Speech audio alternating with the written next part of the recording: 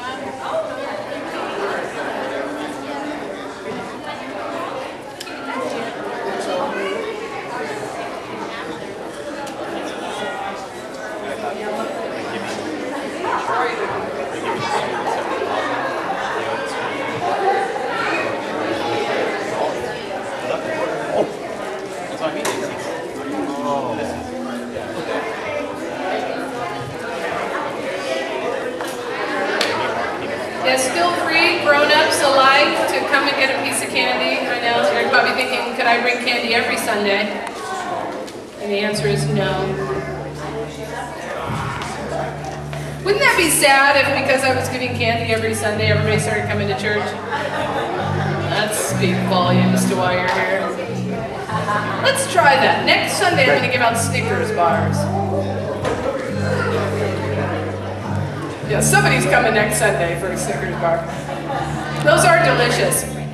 Well, I'm glad you joined with us this morning. I'm going to invite Shannon Seiberts to come up here, and she's going to share a scripture with us and begin. And we have some teens that are going to help us with our offering this morning. While she's kind of getting ready, you're going to go. Kristen's got a microphone for you. Make sure next Sunday, you all know you're invited. You should have got a worship folder this morning. But we have a kind of a 4th of July family barbecue. We have flyers back there, and we hope everybody can make that next weekend. So also today is the first day that we're selling fireworks. How many of you like to go buy fireworks? Okay. Really, you kids, do you frequent the fireworks display? I think there's an age limit, but I could be wrong. Where is your parents? But just so you know, we have a partnership and a relationship with Brookside Christian High School. We have teachers and administrators that attend here, and this morning we have Mr. Gibson and his wife, Dennis and Judy Gibson, that are with us today. So happy to have him. And normally we wouldn't necessarily make a special mention of that, but the school is raising funds for everything. Is it a specific, are we raising just to help with all the different activities? But we have a fireworks booth. So those of you that raised your hand, is it off of Charter Way? I know it's not the best location, but nothing the vest wouldn't protect you from. No, I'm just kidding. But where is the location exactly where our booth is? Do you know? Airport Way and Charter. Airport and Charter Way. So if you are going to spend money getting fireworks, we would love it if you would help support, I like to call it our school. I always say my school because my students. But that would it really helps the kids in all their different projects. And so if you are going to do that and you know someone's going to go buy them, send them out there so that at least goes to a good cause as you're blowing things up. So it's always good to have that. So I'm going to ask, Shannon is going to lead us and get us ready for the offering. Team's going to take it. She's having a panic attack there. And then Kayla and the team will lead us. Okay. Matthew 5:42. Give to the one who asks you, and do not turn away from the one who wants to borrow from you.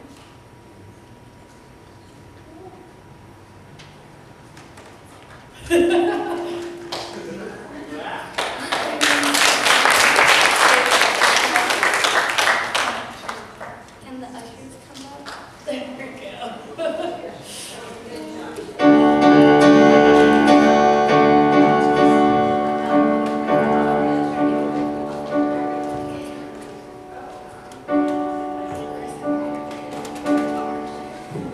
Father, we come to you this morning, and we just want to thank you for all that you do for us, Lord, all that you provide for us, God. We'll never be able to say thank you enough for all the things that you do for us, Lord. God, I pray that you'll use this time of offering, Lord, to just for us to get to your kingdom, Lord, and you use it how you choose to use, God. We trust you with all of our hearts with that. In your name we pray. Amen.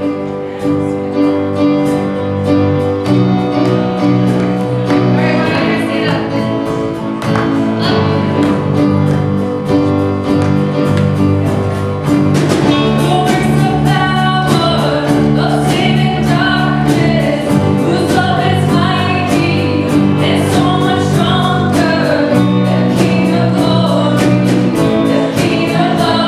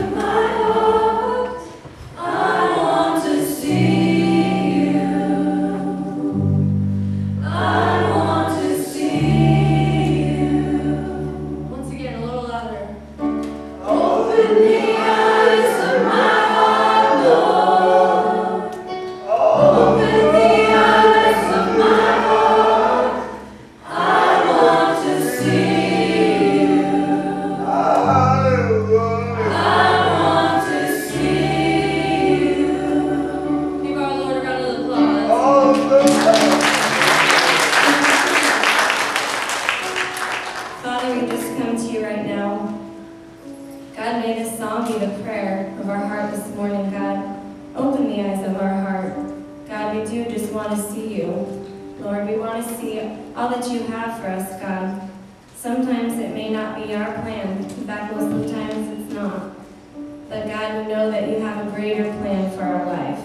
God, we just want to trust in you with that this morning, with all of our heart, God. We thank you for being here this morning, Lord. We thank you for your presence in our lives. It is in your name we pray.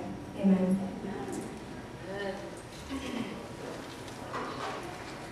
I wonder, it's hard sometimes to see God. There's so many other things, and I want to see you. And the Bible says we're to fix our eyes, we're to focus, okay? I want you guys to focus right now. Boys and girls, it's really hard. The younger you are, it's even harder. I know, because it's kind of like, wow, I've been sitting for 10 minutes. It's time now to do something new, right? So I'm going to show you something. I'm going to show you a story in just a minute. But if I were to tell you, boys and girls and adults that are in here, I want you to fix your eyes. Everybody get ready. I'm going to tell you where you need to fix your eyes. I want you to concentrate, and I want you to look. Are you ready? Are you guys ready to look? I'm going to tell you what you're going to look at. I want you to fix your eyes on what you cannot see. Go ahead. How do we do that? What do you mean what we cannot see? It's hard to see God. It's hard because it's not like Jesus is flesh and bones in this room walking around with his disciples like he did over 2,000 years ago. But Jesus is here, God is here, and he does have flesh and bones and blood. And it's in the mix of many of you in this room have Jesus living inside you. And so we get to see Jesus. We get to fix our eyes on the things of God, and that can be very difficult sometimes. It's hard to see God. Open the eyes of our heart and help us to look with our spiritual eyes. We have eyes that see. Ooh, I can see candy. I can't wait for Pastor Renee to give me candy. Okay? Fix my eyes on, not these eyes, but open the eyes of my heart. Help me to see with my heart. Help me to see God. Even though I cannot maybe see physically, I can see him. I can see him this morning.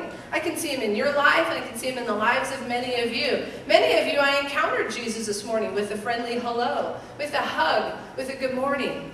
And so we got to see Jesus just in the music that we heard this morning. So Jesus is here, and we want to fix our eyes. So Jesus, he was awesome. I think Jesus would have been the greatest, I think Jesus is the greatest pastor teacher there ever was. Yet, you know what's funny is, Jesus was, in fact, many people would love for Jesus to be the pastor of their church because he didn't preach as long as some of us overly chatty adults that talk forever. Jesus is like, you guys talk for 45 minutes, I'd say it in about 5 and just leave. Because that's how Jesus was. He just knew how to speak the truth, and you get it, you don't, you don't. So the things of God, how do we see the things of God? So Jesus would often come to the crowds of people, and he would speak in a parable. He would tell a story. Many times, people didn't understand the story, and Jesus didn't stick around and explain the story. He would just tell the story and see who might get it. And if you got it, you got it. If you didn't, you didn't. And you got your free food that Jesus was giving out, or you got your healing, and then you went about your way. But you really didn't understand who Jesus was. There's many people in the Gospels like that. There's many people in the church like that today that want to come and get something, but don't realize that Jesus wants to give you more than a loaf of bread. He wants to do more than heal your illness. He wants to do more than give you money. Jesus wants to radically change your life. Jesus wants to come in and he wants to live inside us because he wants to help us with more than just eating and spending money and feeling good. Jesus says, I want to do way more for you. I want to be Lord of your life. I want to be in charge of your life. I want to come in and I want to live inside you every day. I don't just want to live in your life when you're paying your bills. I don't want to just live in your life when you don't have any food in your cupboard. I don't want to just live in your life when all of a sudden you realize you're sick because you've been running yourself ragged and now you don't feel good and now you want Jesus to come. He goes, I don't want to come and visit you at your house when you don't think you can do something. He says, I want to live there forever. In the good, the bad, when things seem to be going great and seem things to be not going great. I want to be there for it all. I want your life. That's what Jesus says. And so Jesus would go around and he would say, let me show you what that's like. Let me explain to you what the kingdom is. And so one day, Jesus went around and he took some seeds. So I have some seeds up here. You know what's really cool about these seeds is they're actually called Renee's garden, which is funny because me in a garden is a bit of an oxymoron, but because I probably would kill something. So I have these tiny little seeds. Can you guys see these seeds? They're hard to see. They're really small.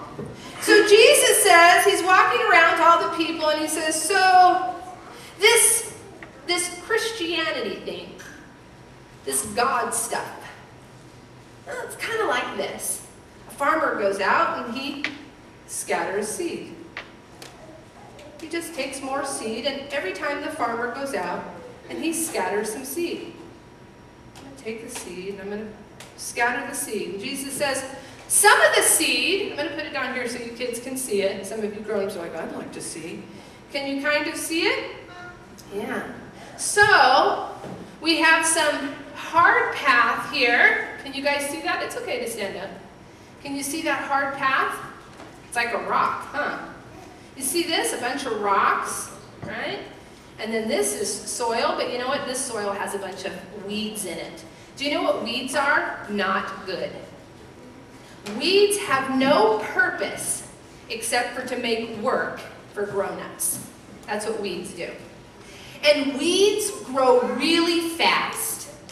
Weeds are those nasty things that don't have any business being in our garden when we have them. And so we have to spend time picking them out, but they grow so fast. They're kind of like rabbits. I mean, they just multiply like there's no tomorrow, right?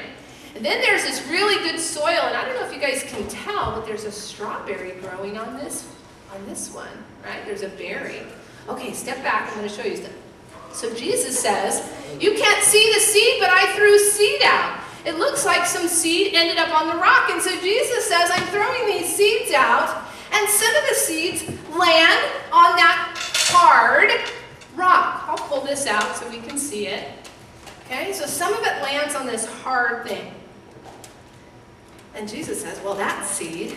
So let me ask you guys, if I take one of these seeds here, and I put it on here, how many of you think that seed will grow into a strawberry?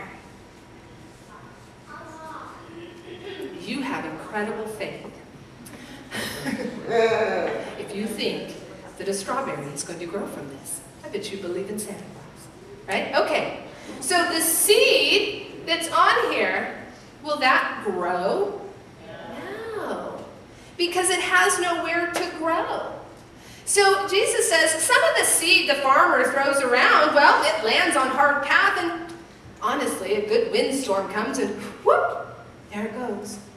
Or do you know what even happens is sometimes the birds are watching and the birds see that there's a seed there that it can have, and so it swoops down and says, yum, yum, yum. Thank you very much, farmer. That was delicious. Some of the seed falls in that rock. You guys all got to see there's rocks and dirt. There's some dirt in that rocks, and some of the seeds fall in there, and if we're lucky, one of those seeds might get down into the dirt, Jesus says, and well, that kind of thing doesn't have a lot of dirt. It doesn't have a lot of what's called soil. But it will grow up really quick because if there's enough rain and the sun and that little seed gets in that dirt and it sprouts really quickly. And we go, oh, that's great. But the problem with the seed there is that the sun comes out and it gets really, really hot and it burns up it and it just dies because it's not a very strong branch because it doesn't have any place to grow because there's so many rocks in there and we need roots. Some of this seed, as I threw, went around those weeds. Remember those nasty weeds? They grow so fast and, well, there's enough dirt there that the seed gets in, Jesus says, and it will grow a little bit more. And it'll develop some roots because roots always grow first. The roots is what gives the foundation. If you guys go look at a tree today, and you look at the ground, they have these big roots. Well, that helps hold the big tree up. The roots of any sort of plant is probably one of the most important parts of a plant or a tree is you have to have roots. The roots is what feeds it, and the roots is what makes it strong. So when the farmer threw, Jesus said, he threw some seeds into that part where there was, but unfortunately there was also weeds there. And the weeds grow so fast, and weeds have crazy roots, and if you've ever tried to pull a weed, some adults here know what I'm talking about. I mean, you need a rototiller practically to get those out. Those things are hanging on for dear life. So the problem is that even though that really good seed the farmer planted, it started to develop roots, but there wasn't any room because all the other weeds grew up too, Jesus said. And so eventually it dies because it doesn't have enough room to really grow and develop. But Jesus said, but the seed that fell in the good soil, where there's nothing in there but just really good soil. There's a little bit of dirt that we can pick out, and maybe a few little rocks, but that's the best place for the seed to be. Because there's room for the seed to get some roots, to get strong and be able to feed it. And then what happens is that seed actually grows and grows and grows. And it has room to grow. And it produces all sorts of fruit. So Jesus tells this story. And he says, I hope you get it. Goodbye. And everybody's standing there going, are we going to get fish and bread? Because they don't really get it. The disciples who were with Jesus all the time, they didn't really get it either. So Jesus says, come here, my disciples. He says, I'm going to let you in on a secret. You guys are actually the good soil. And the disciples are going, what? He says, listen very carefully. I'm going to tell you what this story means.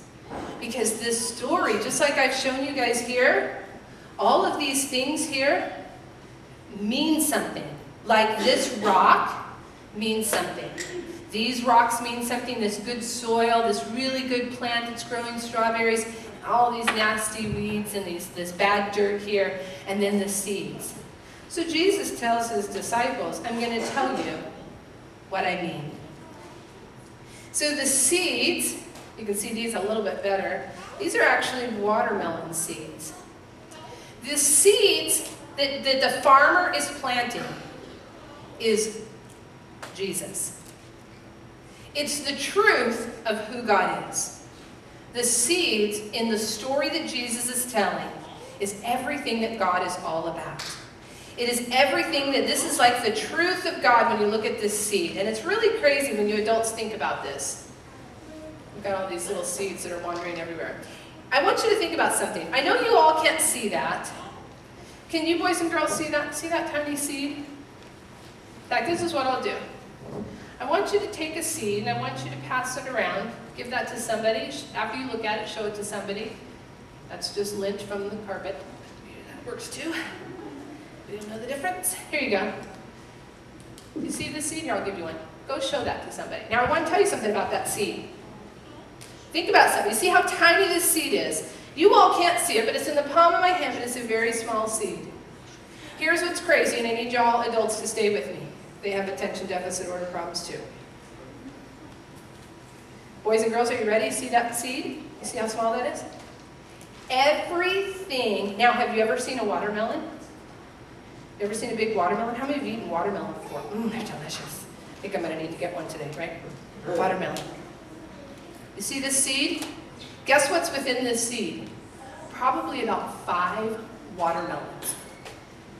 That's like magic. When this seed is placed in really good soil, because remember, if I put it on that rock, a bird's going to come down and go, that was a delicious watermelon seed. Right? But if I place it in the rock, right? If I place it in the weeds, it won't grow. But if I place it in the really good soil, and when the soil wraps around, and so when we put this seed, I'm dropping it, okay? So in this seed, if I were to put it in really good soil, and there was no weeds, and there was no rocks, and I didn't do it, and I watered it, and the sun came out, and guess what happens? God would make everything necessary, the skin, the red, the green part, the seed that we spit out or we chew up and eat up, right? All the things that you see in a watermelon are in That little seed.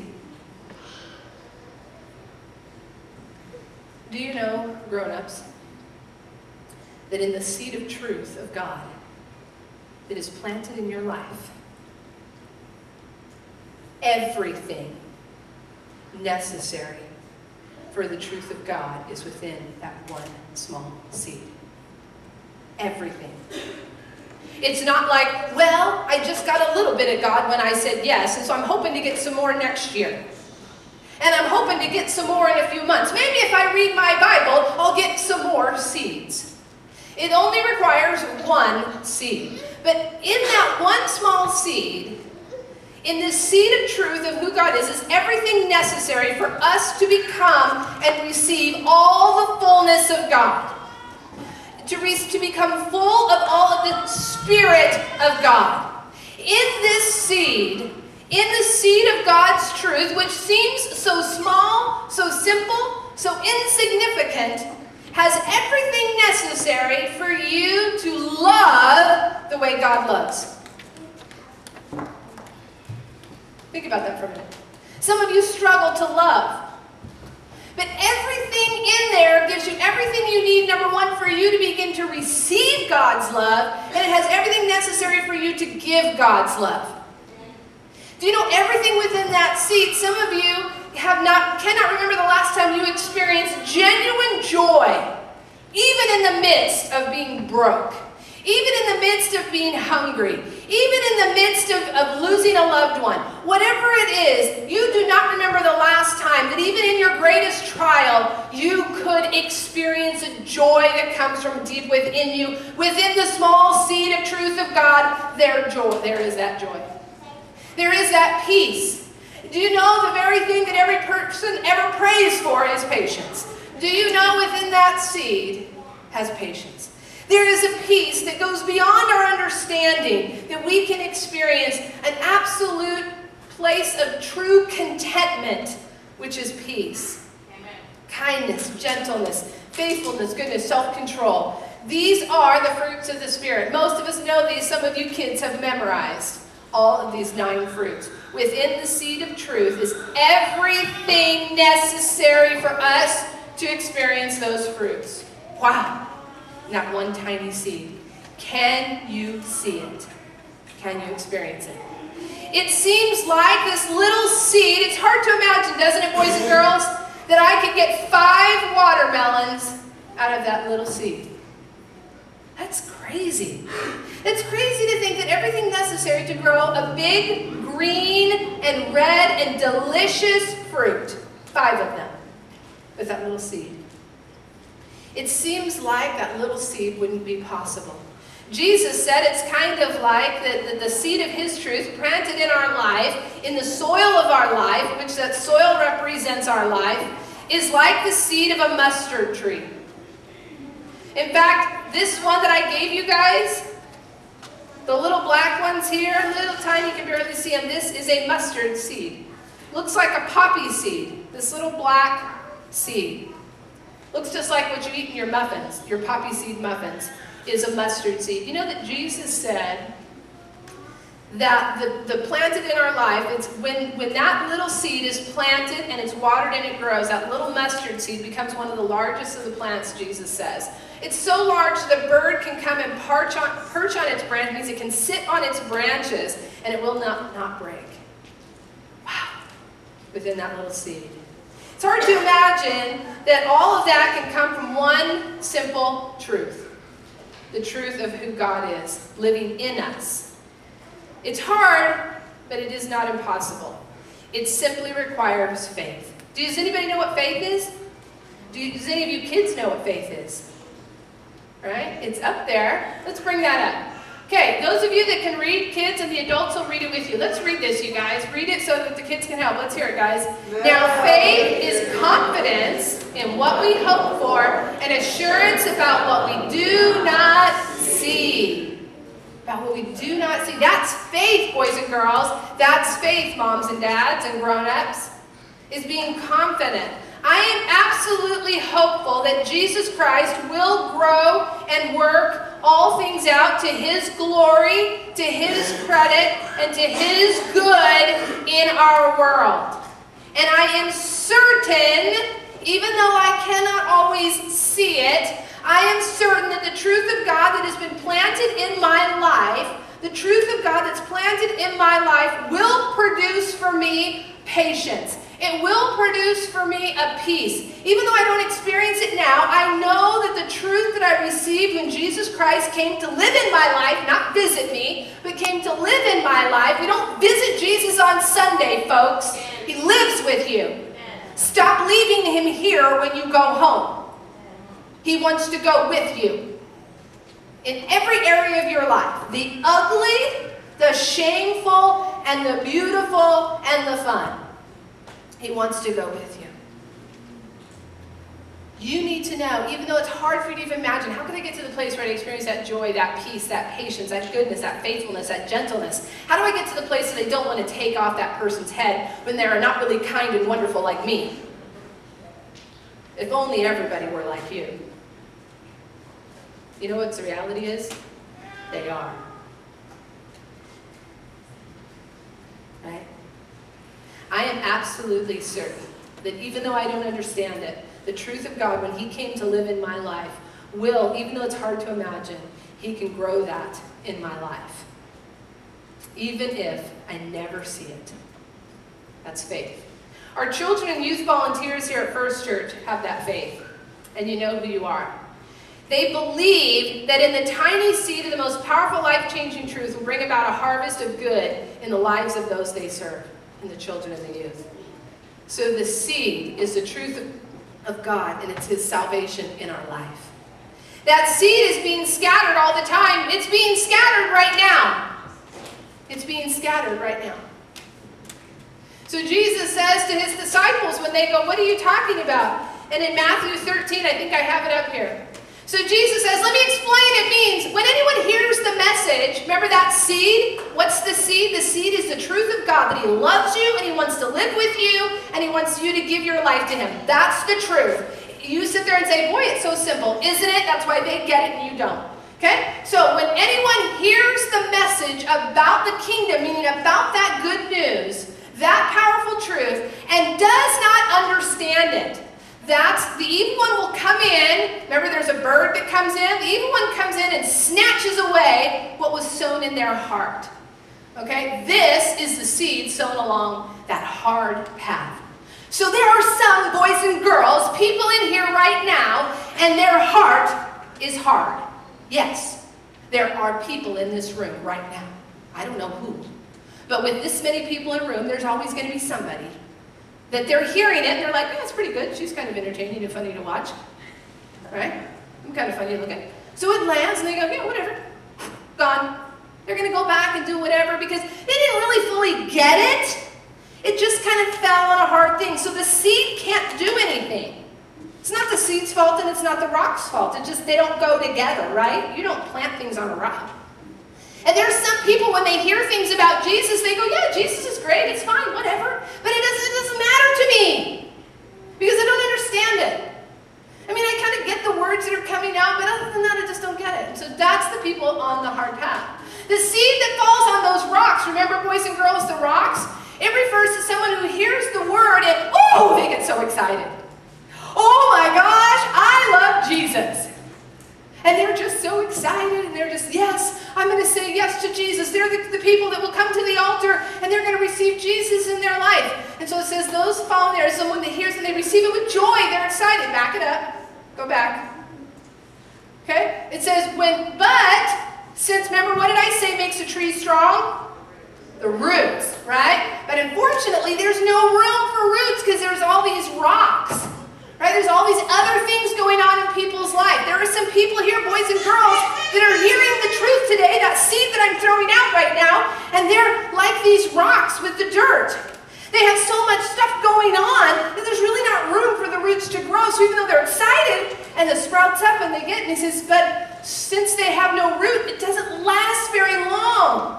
When trouble or persecution comes, which by the way can happen in the car, when some of these grown-ups get with people they don't like, and somebody says something, forget it about this Jesus stuff. It didn't work for me. Next slide. The seed falling among the thorns, those are the weeds, right? Refers to someone who hears the word and wants it to grow and believes that it's okay even if persecution comes. I understand that's not about me. I'm getting these things, but unfortunately, the weeds and the thorns, they are like the worries of this life. It's kind of like we let Jesus come in and we say, Jesus, I need you to help me with all these problems in my life. And Jesus goes, all right, let's get to it. Let's clear it out. Let's start moving. Whoa, whoa, whoa. Jesus, I kind of like my problems. They've kind of grown on me. They kind of define me. Can't you live here with all the other things that are important to me? I mean, well, that only lasts a short time. And they start choking you out. There's not room. It says the deceitfulness. That means kind of the lies of having more things in the world. It chokes out the truth of God. Because adults, my friends that are in here that are hearing the truth, you're trying to receive two things, but you cannot serve two masters. One's going to win, and you will resent the other. So either you're going to get really comfortable and say, well, I like the weeds because I've had the weeds. My thorns, they've been with me. I trust them. Yes, they're ugly. Yes, they're a pain, but I'm used to them. But I like this Jesus stuff. It kind of helps me sometimes. And you want to live with both, and it doesn't work. Eventually, the good seed will just die off because the weeds will grow.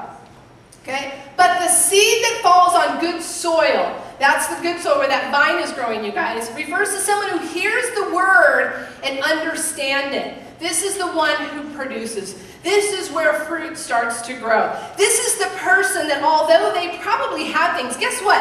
I could have you guys look through this dirt, right? And there's little pieces of rock. This looks like an old part of a weed. You know, I bet you your parents wouldn't want you taking a bath in this or eating it, right? In case any of you got that idea. Maybe if I mix it with some brownie mix, delicious, right? Because it's dirty, it's soil. So the only difference between that soil and the others is that soil has room for the vine to grow. So Jesus said that's the people in this room right now, boys and girls, who, although they have dirt in their life, they have little rocks and twigs and things like that that need to be cleaned up and taken care of. But at least there's room.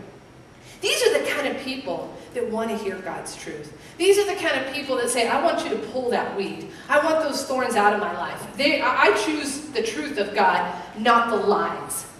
I choose the truth. That's the good soil, you guys. That is absolutely the good soil. Good soil versus those other soils. The question for all of us here today, what soil are we working or are we tending? Okay, so think about the farmer. The farmer in this story is essentially the church. It's the pastor. It's you children's teachers. It's you youth teachers. It's all of us. But really the church. And so I'm curious, what are we working? What soil are we tending to? Do you know a good farmer, boys and girls? A good farmer would never go, oh, I'm going to try to, you know what, I'm going to plant this, you know what, I really hope that you believe that Jesus is the Lord, and oh gosh, please stay there, please stay there. Oh man, I'm the pastor of a church, and even though you don't get it, I'm really hoping that you get it someday, and I'm really hoping that you grow. Oh dear Jesus, would you please help the truth of God that's fallen on this heart? Would you please help it to grow? And God looks at me, and he looks at the seed, and he goes, Renee, I gave you a brain. Use it. Oh, but Jesus, if I just, you know what, maybe they just need a little more truth. Maybe if they come Sunday after Sunday, and if they start coming to Wednesday, oh gosh, maybe it'll grow. Would you please grow? It'll never grow. Then there's some of us in the church that say, man, we've got to get people to realize that what farmer goes out and starts working the rocks? What farmer goes out and waters the sidewalk? Oh, I'm going to water the sidewalk today, and I'm hoping strawberries are coming up tomorrow. Well, that wouldn't be a very smart farmer. Would a farmer go out to the weeds and say, let's water them weeds? I'd like to see more tomorrow. Well, gosh, that would be silly. And do you know the more you water weeds, woo! Remember that rabbits? You that have rabbits know what I'm talking about, right? Or do they go out to all the rocky areas where there's little patches of dirt, and do they throw seed out and start watering the rocks and going, man, I sure hope a tree grows out there? Farmer goes, well, that's just silly. I don't sit there and work on the rocks. I don't worry about the weeds. In fact, I'm going to pull that whole area up, and I certainly don't. I'll just sweep off the seed that fell on the path because it's not going to do anything there. But you know what the farmer does? It goes to the good soil. And this is, now that's where I work. That's where I'm going to fertilize, and I'm going to water that, and I'm going to make sure that that grows and that develops some really good roots. You guys, adults, the reality is in our world today, we tend to focus all of our attention and resources on all the soil but the good. Think about it. We live in a world right now in our culture that wants us to spend more money hiring more social workers to help kids that are in the foster system. We live in a world that wants to build more prisons because we can't get people to stop breaking the law. We have all sorts of programs to help adults try to one day figure this thing called life out.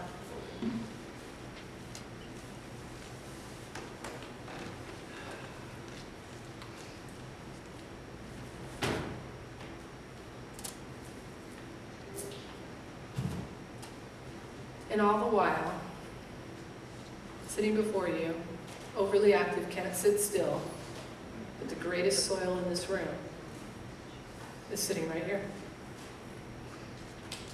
But the church in our world keeps spending endless amounts of money and time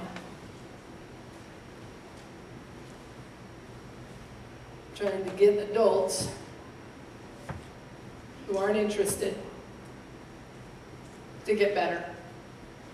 We keep watering the rocks and we just don't understand. Maybe if we build another prison, maybe if we hire more social workers, maybe if we come up with more programs to help the adults. If only we had more programs, if only we had more resources, if only we had more. I think we just need to take a state in the United States and we'll just call it like Patmos. It's just an island. We can just send people who are breaking the law. It's interesting, we pay our correctional officers more than we pay our teachers. Interesting, they don't let Bibles in schools, but they provide plenty to prisoners. Maybe it's just me and I don't understand things. And the church is no better. The church is no better. We aren't really living the truth. We're not dealing with the heart. We're not really dealing with the good soil. If you look at any church, probably if you were to take Stockton, and if you really want to know, including our church, what amount of money is spent on our children and youth? What amount of time and how many volunteers are given to the work of young people? I didn't know until a day or so ago that Dennis and Judy Gibson would be here. But I will say about Dennis and Judy Gibson, they have given their life. They have given their life to good soil. You can sit and judge any of us who are in leadership about how we do it, but we're working the good soil. With young people, children and youth, good people.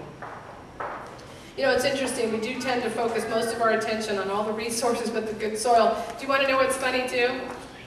Do you know what's actually easier? Come on guys, think like a farmer. What do you think if you were a farmer, would it be easier? Would it be easier to work good soil or would it be easier to work where the weeds are? Right, good soil. Would it be easier to work with the good soil or would it be easier to water a sidewalk with a bunch of seed on it and pray that it grows? Don't you see what's going to happen? What do we hear terms like this in the church, which we should never hear in the church, but we hear this term. Oh, it's so sad that pastor has burnout. Oh, those teachers have burnout. Why do you have burnout? Do you know why you experience burnout in the church? It's because we have churches all over the world that is watering a rock. And eventually, you're going to get frustrated and want to bang your head against this rock. Trust me, been there, done that, and I have a few scars.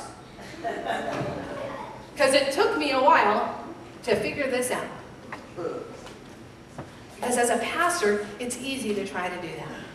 Instead of this rich soil. I have been a children's pastor, I have been a youth pastor, and I have been a senior pastor. And the most challenging, exhausting, yet most rewarding job is a children's pastor. Because do you see how some of them are losing their mind? It's like, dear God, can I get a Skittle? Right? I can't handle this. It's gone on way longer than I can take it. Throw me some sugar, right? So I could never do this in children's church because do you know you have an attention span for every age you are? So if you're 60, you're doing great, right? If you're 5, you're losing your mind, right? 20-year-olds are on the verge of losing.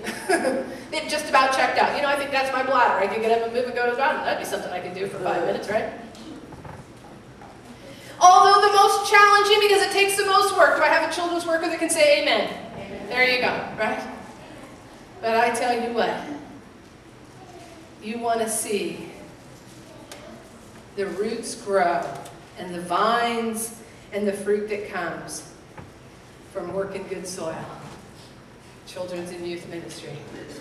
Absolutely. If we are wise, we will, as God's workmen, tend to good soil. The children and youth are some of the greatest soils in our church. And our volunteers get this. Our volunteers tend this soil, and there will be a harvest that some of you guys will never see. But by faith, these volunteers believe that God is cultivating and growing deep roots in the lives of these young people. And I want us to now celebrate our volunteers today. So I want to publicly honor you guys for your faithful service, your continued commitment to feeding and caring for our good soil. So I'm going to ask the following people to come forward. Boys and girls, you're going to help me with this. You're going to help me because all the teachers are going to come up. Missy's going to come up, the one you're talking to right now. She's going to come up. Yep. And so we're going to ask all of them. And so if you guys will come and stand right here, we actually have a gift from the church. But we also have a little thing I want to take with you just as a memorial or remembrance of why we're honoring you today. So you can just come and stand up here. So I'm going to ask Mike Seiberts to come up. It's okay to clap for them. Is Nicholas Mendoza here? Nicholas Mendoza, who's not here. He's usually here. I don't know why he's not here. Jerry Ridge. Mike, Nicholas, and Jerry work with our youth pretty faithfully. Julie Porta, children. Garrett Piper. Aaron Sweden, Heather Cochran, I don't see them here today. Sabrina Cox, I don't think she's here today. Missy Altier, Nancy King, Karen Suter. Did I see Karen? Karen's not here. Eva Lopez.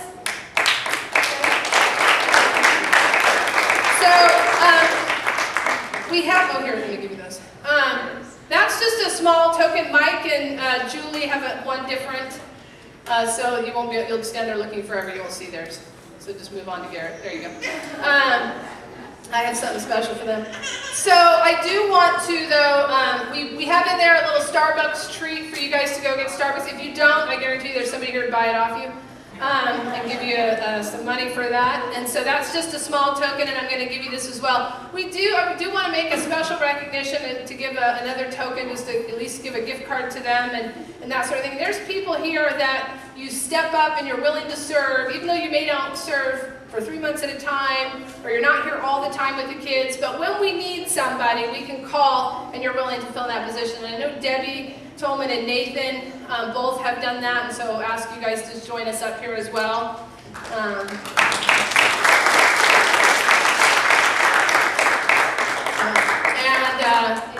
Is Julie Rowan here? No? Okay, so we do. She usually helps as well. So boys and girls, this is what I want you to do. And teachers, I have this for you as well. This wouldn't buy you anything at Starbucks, but it's cute, right? You can take it in and say, can I get a Frappuccino for that? No. But what is in here is a jar, and I've placed the good soil in this jar. And then on top of the soil is a bunch of seeds. I've placed some seeds. And I want you to put this somewhere where you can remember that what you are doing, that you are working the good soil. And when you look at these seeds, I want you to think about the seeds that whether it's holding an infant or listening to a teenager or sitting and talking with a teenager for hours on end thinking, is this conversation ever going to end? Right? So whatever it is, when you look at this, remember the greater thing that you are contributing to. So boys and girls, you see these up here? Would you come up and give